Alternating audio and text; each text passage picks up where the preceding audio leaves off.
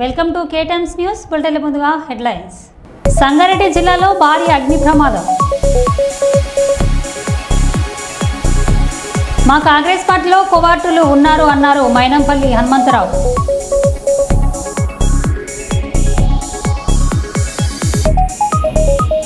ఐతరాజపల్లి భూపతిపూర్ గ్రామాలలో పలు అభివృద్ధి కార్యక్రమాలకు శంకుస్థాపనలు.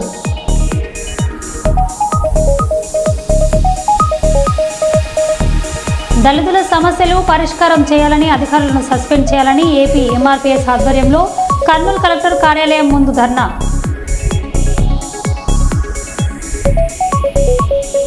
కేంద్ర ప్రభుత్వం 4 లేబర్ కోడ్లను రద్దు చేయాలని డిమాండ్.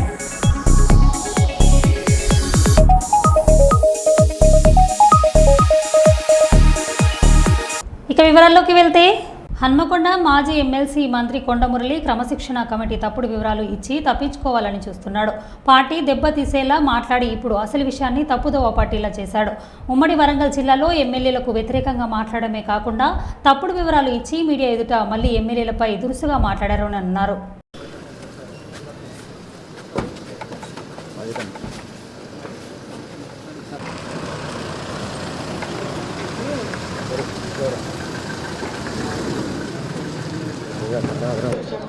ఏ రకమైనటువంటి పూర్తి స్థాయిలో కూడా చర్యలు వాళ్ళు భేటీ అయినటువంటి పరిస్థితి ఒక రకంగా ఉంది. ప్రధానంగా అధిష్టానం కావచ్చు, బీసీసీ క్రమశిక్షణ సంఘం కావచ్చు, పూర్తిగా దీనికి సంబంధించి అంటే ప్రధానంగా వీళ్ళు భేటీ అయినటువంటి సిచ్యువేషన్ సుదీర్ఘమైనటువంటి లేఖ విషయంలో కూడా ఆయన చేసినటువంటి ఆరోపణల విషయంలో ఏ రకమైనటువంటి పూర్తి స్థాయిలో కూడా చర్యలు వాళ్ళు భేటీ అయినటువంటి పరిస్థితి ఒక రకంగా ఉంది. ప్రధానంగా అధిష్టానం కావచ్చు, బీసీసీ క్రమశిక్షణ సంఘం మాజీ ఎమ్మెల్సీ కొండమురళి క్రమశిక్షణ కమిటీ ముందుకు వచ్చి తప్పుడు ప్రచారం ఇవ్వడం జరిగింది. అసలు పిలిచింది క్రమశిక్షణ కమిటీ అధ్యక్షులు గౌరవనీయులు మల్లి రవి గారు పిలిచి వరంగల్ జిల్లా సంబంధించిన ప్రజాప్రతినిధులు, జిల్లా నాయకులు ఇచ్చిన వినతి పైన వివరణ ఏమైనా కోరడానికి వారికి షోకాస్ నోటు కూడా ఇవ్వడం జరిగింది. కానీ వాళ్ళు ఏం చెప్తున్నారు, ప్రెస్ మీడియాకి వచ్చి నన్ను ఎవ్వరు విలువలేదు, నేనే గాంధీ భవన్కి వచ్చాను, నేనే గాంధీ భవన్కి వచ్చి వివరణ ఇస్తున్నానని చెప్పాడు. అంటే క్రమశిక్షణ పార్టీ అంటే దానిపైన కూడా అవిశ్వాసం లేని వ్యక్తిత్వం. అంతేకాదు ఈనాడు కొండమురళి పార్టీలు మారి అంటే అందరినీ. కానీ ఈ జిల్లాలో అన్ని పార్టీలు మారి ఏకైక కొండ దంపతులు చెప్పక తప్పదు. వాళ్ళకి రాజకీయ భిక్ష పెట్టింది టీడీపీ పార్టీ. వారు ఊకే మాకు మళ్ళా దయాకరం ఉంటాడు. యాకే దయాకర్ పక్క శిష్యుడు ఆయన. అవునా కదా? ఆయన అడిగాను ఒకసారి. సంఘం మండలి కదా ఆయన సంఘం మండలి కదా. ఇలాంటి వ్యక్తి మరి 35 సంవత్సరాలు ఈ పార్టీ జిల్లాలో కాంగ్రెస్ పార్టీ బ్రతికిచ్చిన అంటాడు, కాపాడినంటాడు. ఎప్పుడు పార్టీలు ఉన్నాయో టీడీపీ నుంచి కాంగ్రెస్కి వచ్చావా? కాంగ్రెస్ వైఎస్ఆర్సీపీ పోయినావా? వైఎస్ఆర్సీపీలో ఏంటి మళ్ళీ బై ఎలక్షన్లు పోటీ చేశారు పరకాల్లో. దాని తర్వాత మళ్ళీ ఏంటంటే కాంగ్రెస్కి వచ్చావా? మళ్ళీ కాంగ్రెస్ నుంచి మళ్ళీ టీఆర్ఎస్ పోయినావా? టీఆర్ఎస్ పార్టీలో కూడా మన కాంగ్రెస్ పరకాల నుంచి పోటీ చేస్తే ధన్వాడి కింద ఎన్ని ఎలక్షన్ 2,000 ఓట్లు వాటి విజయనగర మండలం నుంచి ఆలోచనతో కూడా మా జిల్లా సంబంధించిన నాయకులు అందరూ కూర్చొని మాట్లాడి రాని వాళ్ళకి ఇతర జిల్లా ఎమ్మెల్యేలతో కొంతమంది ఇంపార్టెంట్ పర్సన్స్ కూడా మా డీసీసీ ప్రెసిడెంట్ గారు రాజేందర్ గారు, డీసీసీ అధ్యక్షుడు రవి సమ్మ గారు కూడా ఫోన్లో కూడా పర్సనల్గా మాట్లాడడం జరిగింది. 5వ తారీఖు దాకా వెయిట్ చేస్తాం. తప్పనిసరిగా ఎవరు తప్పు చేస్తే కఠిన శిక్షలు ఉంటాయని విశ్వసించే వాళ్ళు మేమందరం. కుండెడు పాలల్లో ఒక్క ఉప్పురవ్వ వేసినట్టు పార్టీ అంతా కూడా క్రమశిక్షణతో ఉంటే కొండమురళి అనేటోడు ఒక్కడుండి అందరినీ కూడా వేలెత్తి చూపడం అనేది ఎంతవరకు సమంజసము అని ఆలోచించినాం. తప్పకుండా ఆలోచించాల్సిన అవసరం వస్తుంది కదా. ఇవాళ సీనియర్ కాంగ్రెస్ 40 సంవత్సరాలు ఏకదాటిగా ఎమ్మెల్యేలుగా, ఎంపీగా ఈ రాష్ట్రాన్ని మొత్తం ఏలిన సురేందర్ రెడ్డి గారు, రామసాయం సురేందర్ రెడ్డి గారి గురించి అవాకులు చెవాకులు పేలితే అన్నీ కూడా అవాకులు చెవాకులు పేరడం మంచిది కాదు. పార్టీ క్రమశిక్షణతో ఉండాలి. పార్టీలో ఉన్న వాళ్ళని నువ్వు 10 పార్టీలు మారినవు, నీకు ఎవరి మీద గౌరవం లేదు, ఎవరన్నా కూడా నీ దగ్గర నిజాయితీ లేదు. నువ్వు అందరి గురించి మాట్లాడితే మేము ఎట్లా వింటామని అనుకుంటున్నావు. ఇలాంటి పరిస్థితి రాకూడదని మేము మా క్రమశిక్షణ కమిటీకి మేము అందరం కూడా చెప్పడం జరిగింది. వారు 5వ తారీఖు వరకు మాకు ఒక టైం ఇచ్చినారు. ఆ గడువు దాటిన తర్వాత వారు ఏం చేస్తారో, ఏం చేయగలుగుతారో చూసిన తర్వాత మా నిర్ణయం మేము తెలియజేస్తాం. వారి యొక్క కాన్స్టిట్యున్సీలో 9,000 మైనస్ ఉన్నారు, పార్టీని కాపాడమని ఎంపీ ఎలక్షన్లప్పుడు. కాబట్టి మా మీద కాదు సవారీ, వాళ్ళ కాన్స్టిట్యున్సీలో చేయమనండి సవారీ. We are not against him. వాళ్ళ కోసం మేమేం తప్పుడు మాట్లాడతలేము, తప్పుడు చేస్తలేము. వారు చేసే క్రమశిక్షణ రహితమైన పనులకే తప్ప ఎవరిని పడితే వారిని తీసుకొని పోలీస్ స్టేషన్లో పెట్టి కొట్టేయడం తప్ప అని చెప్తున్నాం. సో ఇది ముఖ్యంగా దీనిపైన మేము మాట్లాడదలుచుకున్నాం. నా కాన్స్టిట్యున్సీలో జన్ను అనిల్ అని ఎలియాస్ చిట్టి అంటారు, అతన్ని అకారణంగా కొట్టించినందుకు నేను ఫిర్యాదు కూడా చేయడం జరిగింది. సో ఇలాంటి చర్యలు వద్దనేది మా ఉద్దేశం. మేము కార్యకర్తలను కాపాడుకోవాలి కాబట్టి కాపాడుకోవాల్సిన సమయం వచ్చినప్పుడు తప్పనిసరిగా కార్యకర్తల కోసం పనిచేస్తాం. అలాగే రేపు ఖర్గే గారు వస్తున్నారు కాబట్టి దానికి సంబంధించిన 2 జిల్లా అధ్యక్షులు ఏ విధంగా సమీకరించాలని చెప్పారు కాబట్టి ఈరోజు సమావేశం జరగడం జరిగింది. Thank you.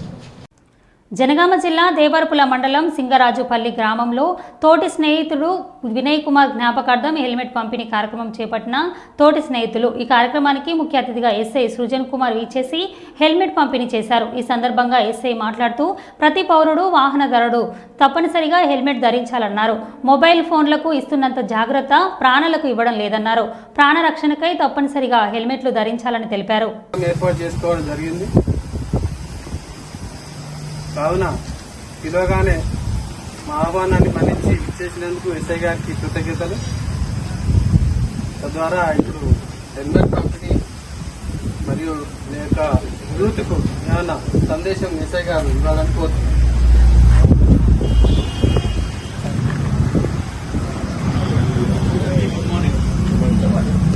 ఇప్పుడు ఎవరైనా మన కుటుంబ సభ్యులలో ఎవరైనా చనిపోతే మొత్తం ఆ కుటుంబం అంతా విషాదంలో ఉంటుంది. కాబట్టి ఆ విషాదం నుంచి తేరుకొని మన ఇంట్లో వ్యక్తికి జరిగినట్టు బయట మరే వ్యక్తికి జరగకూడదని చెప్పని మంచి ఆలోచనతోని వాళ్ళ ఫ్రెండ్స్ కానీ ఈ విలేజ్ ఎల్డర్స్ కానీ ఆ కుటుంబ సభ్యులు కానీ ఇలాంటి మంచి కార్యక్రమం చేస్తున్నందుకు చాలా సంతోషంగా ఉంది. ఇప్పుడు మన పోయిన సంవత్సరం నుంచి చూస్తే, అంటే నేను వచ్చి సంవత్సరం అవుతుంది దాదాపుగా, పోయిన సంవత్సరం నుంచి చూస్తే మన దేవరూపల ఈ హైవే మీద దాదాపుగా 13 మంది వితౌట్ హెల్మెట్లు లేకుండా, అంటే కేవలం హెల్మెట్ లేని కారణంతో చనిపోవడం జరిగింది. రీసెంట్ గా మన గొల్లపల్లి దగ్గర కూడా ఇది కొడకల్ నుంచి ఒక 2 వీలర్ మీద 2 వస్తున్నారు. వాళ్ళ ఎదురుగా బస్సు వస్తే బస్సును ఓవర్టేక్ చేయబోతుంటే టాటా ఏసీ వచ్చి గుద్దుకొని 2 స్పాటెడ్. హెల్మెట్లు పెట్టుకుంటే ఖచ్చితంగా బతికేవాళ్ళం. అట్లా చాలా మంది హెల్మెట్లు లేని కారణంతో చనిపోవడం జరిగింది. కాబట్టి మేము కూడా పదే జనాలకు కూడా వెహికల్ చెకింగ్ చేస్తున్నప్పుడు కానీ మాకు బయట ఎక్కడ కనిపించినప్పుడు కానీ హెల్మెట్లు ఖచ్చితంగా పెట్టుకోవాలని చెప్పి చెప్తూనే ఉన్నాం. మన జేబులో ఉన్న ఫోను ఖరీదు ఒక 13,000 10,000 పెట్టి కొన్న ఫోన్కే అది కింద పడితే పగులుతుందని చెప్పని దానికి ఇది 200 300 పెట్టి పౌచులు అనుకొని అవి ఇవి అని వేసుకుంటా ఉంటాం. కానీ అలాంటిది మన ప్రాణానికి ఎంత విలువ కట్టాలి? అసలు విలువ లేనిదే, అంటే విలువ అంటే అది ఇన్ఫినిటీ. మన ప్రాణానికి ఒక విలువ అనేది కట్టలేమన్నమాట. అలాంటి దానికి మనం ఎంత ప్రొటెక్షన్ ఉండాలి, బయటికి పోయినప్పుడు మనం ఎంత జాగ్రత్త వహించాల్సి ఉంటుంది. కాబట్టి అందరూ దయచేసి హెల్మెట్లు పెట్టుకోవాలి. అందుకే హెల్మెట్ ఫుల్ ఫామ్ కూడా HELMET అని ఉంటుంది. హెల్మెట్ అంటే దాని మీనింగ్ కూడా అదే. H అంటే హెడ్, E అంటే ఇయర్, L అంటే లిప్స్, M అంటే మౌత్, ఇంకో E అంటే ఐస్, T అంటే టంగ్, టీత్. అంటే వీటన్నిటిని ప్రొటెక్ట్ చేసేదే హెల్మెట్. వీటన్నిటి పేరు మీద రావాలని అట్లా హెల్మెట్ అని చెప్పి పెట్టారు. కాబట్టి దయచేసి అందరూ ఇది కనీసం వీళ్ళ కుటుంబాన్న ఇన్స్పిరేషన్ తీసుకొని ఇంకో వీళ్ళ ఇంట్లో జరిగినట్టు మరి ఏ కుటుంబంలో జరగకుండా ఉండడానికి హెల్మెట్ ధరించాలని చెప్పని కోరుతాం. ధన్యవాదాలు. కేసీఆర్ క్షమించినా ఎల్లో మీడియాను మేము వదిలిపెట్టాం. నిన్న మహాన్యూస్ ఛానల్ మీద జరిగిన దాడి కాదు, నిరసన మాత్రమే. ఇంకో 2-3 ఉన్నాయి, వాటి పని కూడా చేస్తాం. మా దాడి వేరే విధంగా ఉంటుంది. మిమ్మల్ని ఎవరు కాపాడలేరు. మీ బలుపు ఏంది, మీ అహంకారం ఏంది, ఎవరిని చూసుకొని ఈ బలుపు. కానీ దాడి మొదలుపెట్టాం అని మాత్రం అనుకోకండి. మా సహనం కూడా పరీక్ష అయిపోయింది. కొందరు ఇక్కడ మీడియా హౌస్ పేరిట వ్యక్తిత్వ హననం చేయడానికి స్లాటర్ హౌస్లను నడుపుతున్నారు. మేము మీడియా మా ఇష్టం వచ్చినట్లు రాస్తామంటే ఎవరు ఊరుకుంటారా? కేసీఆర్ ఆంధ్ర నుంచి తెలంగాణను విడదీశారనే కోపంతో ఈ దాడులు జరుగుతున్నాయి. సంవత్సర కాలంగా మీ చెంచగాలు ప్రభుత్వాన్ని పాలిస్తున్నారు. ఆ స్లటర్ల హౌస్లను వదిలిపెట్టమని మాజీ మంత్రి ఎమ్మెల్యే జగదీష్ రెడ్డి అన్నారు. మీడియా పేరు అడ్డం పెట్టుకొని స్లాటర్ హౌజులు నడుపుతున్నారు. ఇవి మీడియా హౌజులు కావు, స్లాటర్ హౌజులు. కొన్ని 2-3 స్లాటర్ హౌజులు ఉన్నాయి. కేసీఆర్ని ఎట్లా చంపాలి, కేటీఆర్ని ఎట్లా చంపాలి వ్యక్తిత్వాన్ని అని చెప్పి అదే పనిగా దాడులు చేస్తున్నారు. నిజమే, మీ చేతుల్లో ఆయుధాలతో మీరు దాడి చేద్దామని అనుకుంటే లక్షలాది మంది కేసీఆర్ అభిమానులు చూస్తూ కూర్చోరు. వాళ్ళ చేతుల్లో ఉన్న ఆయుధాలకు వాళ్ళు కూడా పని చెప్తారు. నిన్న జరిగింది దాడి కాదు, నిరసన మాత్రమే. నేను దాడి మొదలు పెడితే అట్లా ఉండదు. కానీ మొదలు పెట్టమని మాత్రం అనుకోకండిగా, మొదలు పెట్టమని అనుకోకండిగా. మా సహనానికి కూడా పరీక్ష అయిపోయింది. నోటికొచ్చిన పద్ధతుల్లో మీకు ఇష్టం వచ్చిన బూతులు మాట్లాడుతూ మేము మీడియా అని చెప్పి మేము రాస్తామని మాట్లాడితే ఎవడు ఊరుకుంటాడురా, ఎందుకు ఊరుకుంటాడురా? ఇప్పటికైనా నేను చెప్తున్నా, మహాన్యూస్ యాజమాన్యం వెంటనే కేసీఆర్కు కేటీఆర్కు క్షమాపణలు చెప్పాలి, చెంపలేసుకోవాలి. లేదంటే ఎవడిని వదిలిపెట్టాం.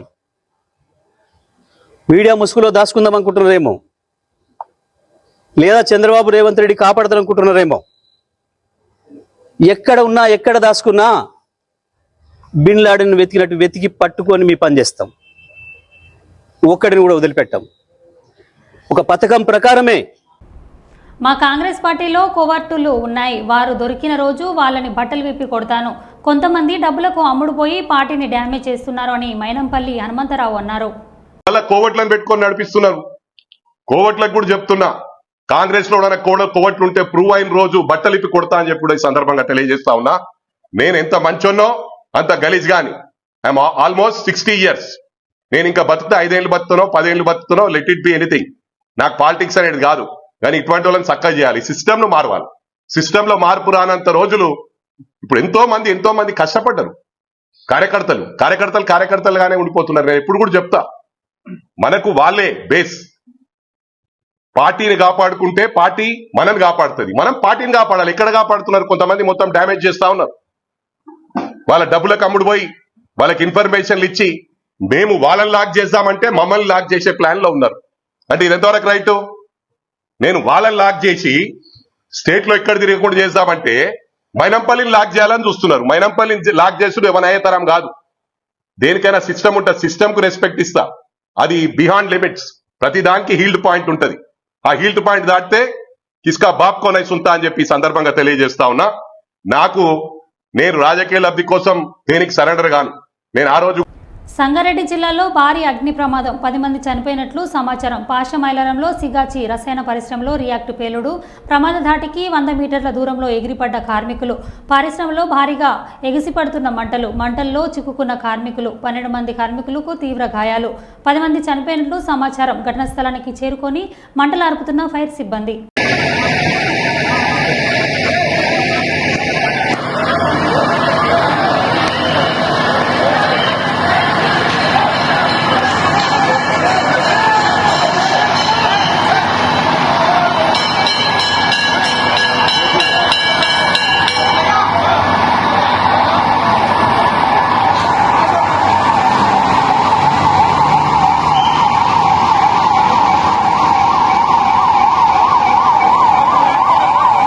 ఆర్థిక సంక్షోభం, అస్థితల మధ్య సంక్షేమ పథకాలను నిలకడగా అమలు చేస్తున్న ప్రజా సంకల్పానికి నిదర్శనంగా వరంగల్ పశ్చిమ నియోజకవర్గం ఒక కీలక ఘట్టాన్ని ఆవిష్కరించింది. వరంగల్ పశ్చిమ శాసనసభ్యులు శ్రీ నాయని రాజేందర్ రెడ్డి హన్మకొండ అంబేద్కర్ భవన్లో జరిగిన ప్రత్యేక కార్యక్రమంలో 800 మంది అర్హులైన లబ్ధిదారులకు ఇందిరమ్మ ఇండ్లు మంజూరు పత్రాలను పంపిణీ చేశారు. ఈ కార్యక్రమంలో నగర మేయర్ శ్రీమతి గుండు సుధారాణి, నగర కమిషనర్ శ్రీమతి చాహత్ బాజ్పాయ్ ముఖ్య అతిథులుగా పాల్గొని సభను ఉద్దేశించి మాట్లాడారు. డబ్బులు వస్తాయి కాబట్టి అవన్నీ కూడా అప్లై చేయించుకోండి. ముఖ్యంగా మన నగరపాలక సంస్థ మేయర్ మేడం గుండు సుధారాణి గారిని వేదికపైకి సాధారణంగా ఆహ్వానిస్తున్నాను.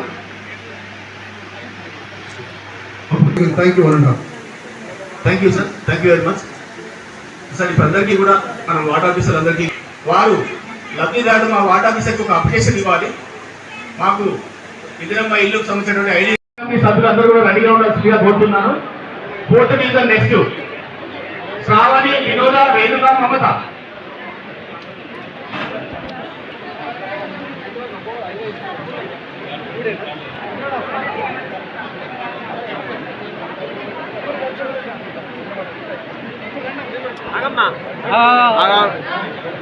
అట్లా నిల్చో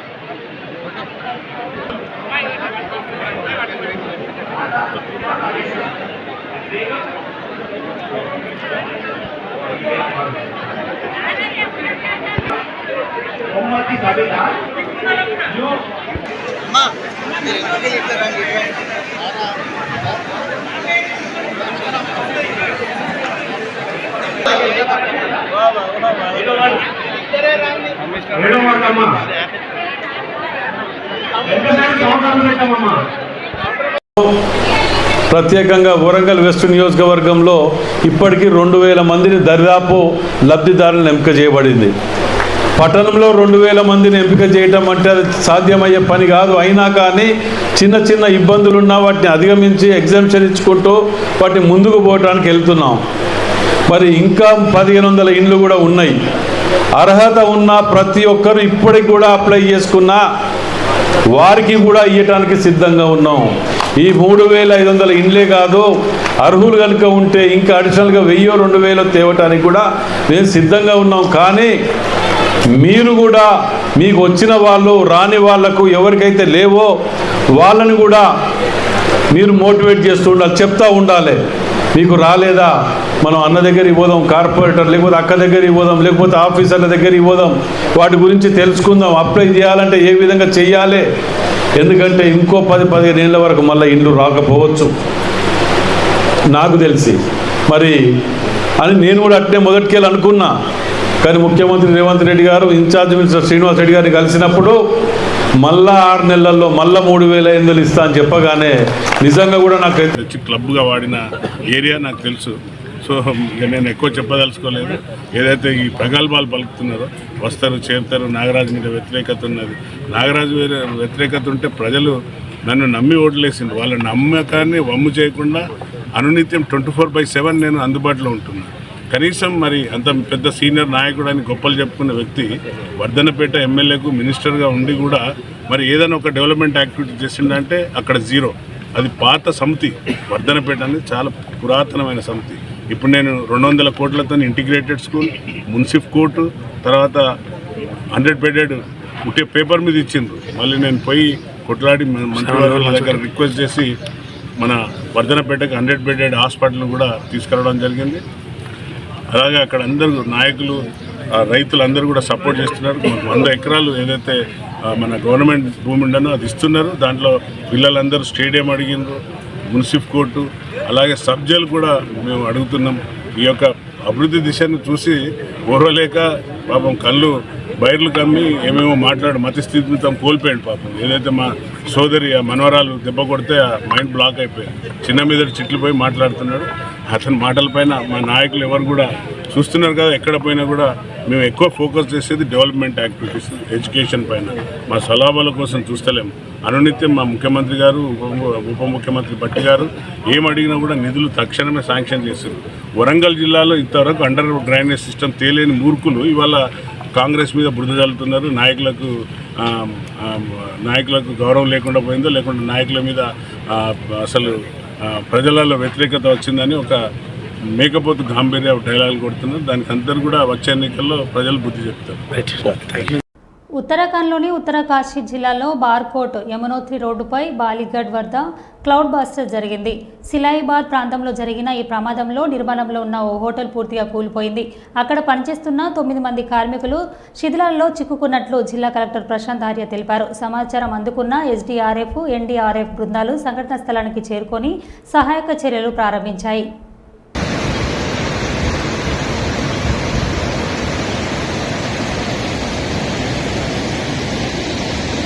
जम गया यार, ये मलबा बहुत है, बहुत गहरा भाई। हाँ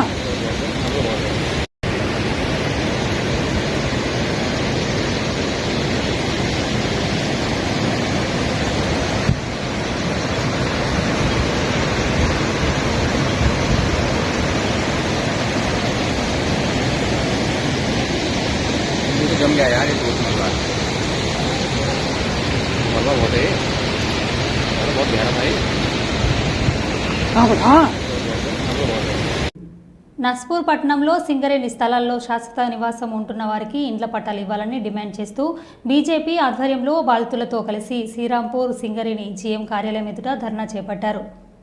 ఇళ్లకు పట్టాలు వెంటనే, ఇళ్లకు పట్టాలు వెంటనే, సింగరేణి ప్రాంతంలో నివసిస్తున్న ప్రజలకు ఇళ్ల పట్టాలు వెంటనే. 30 రోజు జిల్లా కలెక్టర్ గారికి మేము ఈ సింగరేణి ప్రాంతంలో నివసిస్తున్న ప్రజలకు దాదాపు RK6 ఏరియా వరకు ఒక జీఎం గారికి వినతి పత్రం, గతంలో ఇది ఇవ్వడం 3వ పట్టాలు ఇస్తా అంటున్నారు, ఇవ్వట్లేదు. ఈ సింగరేణి ప్రాంతంలో ఉండే చాలా ఏరియాలో వాటర్ ట్యాంక్ ఏరియా కానీ, అర్ణకన కానీ, సుందరయ్య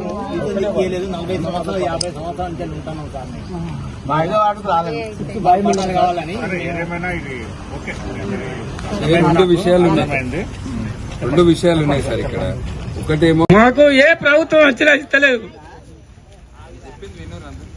ఏ ప్రభుత్వం వచ్చినా ఇస్తా అని ఓట్ల కస్తులు ఇస్తలేరు.